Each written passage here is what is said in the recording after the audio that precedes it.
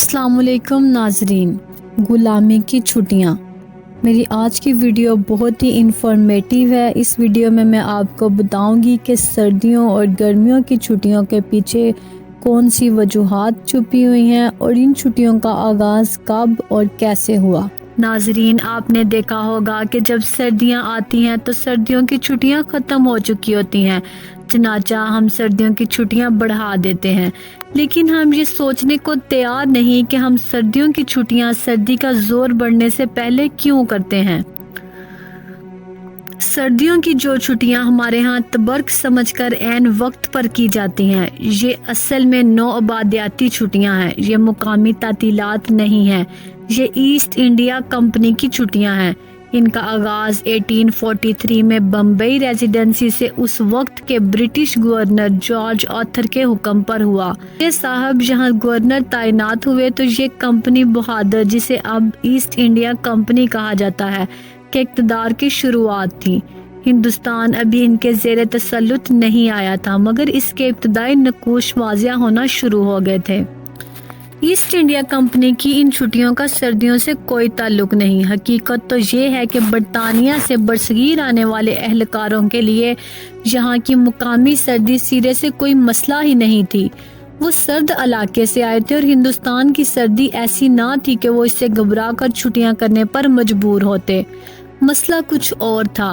برطانوی افسران کے سال کے آخر میں دو مصروفیات ہوتی تھیں، ایک کرسمس اور دوسری نئے سال کی۔ چنانچہ گورنر جارج آتھر نے حکم دیا کہ چھٹیاں اس طرح سے کی جائیں کہ دونوں تقاریب کا آرام اور سکون سے انعقاد ممکن ہو سکے۔ لہٰذا یہ چھٹیاں 23 دسمبر سے شروع ہوتی تاکہ کرسمس کی تیاری کے لیے بھی ایک آدھ دن مل جائے، اور یہ چھٹیاں 1 جنوری تک ہوتی تاکہ ہیپی نیو ایئر بھی منایا جا سکے۔ لہٰذا ناظرین، ایسٹ انڈیا کمپنی ختم ہو گئی، برطانوی اقتدار بھی قصہ ماضی ہو گیا، نئے ملک بن گئے، پاکستان نام کا ایک آزاد ملک وجود میں آ گیا۔ لیکن ہماری افسر شاہی آج بھی ایسٹ انڈیا کمپنی کے 200 سال پرانے ضابطے پر صدقے دل سے عمل پیرا ہے۔ دسمبر کے آخری ہفتے میں سردی ہو یا نہ ہو، چھٹیاں ہم نے جارج آتھر کے فارمولے کے تحت ہی کرنی ہوتی ہیں۔ چنانچہ جب سردیوں کی چھٹیاں ختم ہو جاتی ہیں تو سردیاں آ جاتی ہیں، اور جب سردیاں آ جاتی ہیں تو افسر شاہی ایک نیا حکم نامہ جاری کر دیتی ہے کہ چونکہ اب سچ مچ کی سردی آ گئی ہے، اس لیے ہم چھٹیوں میں اضافہ کر رہے ہیں۔ یہی معاملہ گرمیوں کی چھٹیوں کا ہے۔ یہاں کی گرمی انگریز افسر شاہی کے لیے تکلیف دہ ہوتی تھی۔ بیوروکریسی میں بھی انگریز تھے اور جج تو قریب سارے ہی انگریز تھے۔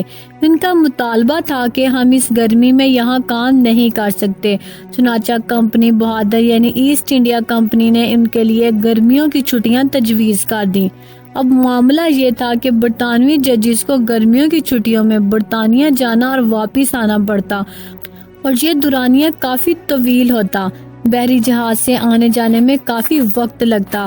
تو ایسٹ انڈیا کمپنی نے یہ فیصلہ کیا کہ انہیں 3 ماہ کی چھٹیاں دی جائیں، تاکہ 1.5 ماہ آنے جانے میں لگ جائے اور 1.5 ماہ وہ برطانیہ میں قیام کر سکیں۔ گرمیوں کی تعطیلات کا یہ دورانیہ بعد میں پاکستان میں بھی نافذ العمل ہو گیا۔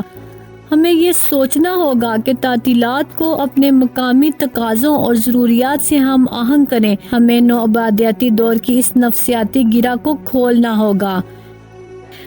اور حیرانگی کی بات تو یہ ہے کہ جارج آتھر کی چھٹیاں تو پوری کی پوری دی جاتی ہیں، لیکن عید الفطر اور عید الاضحیٰ پر صرف 2-3 چھٹیاں دی جاتی ہیں۔ غلامی اور کسے کہتے ہیں؟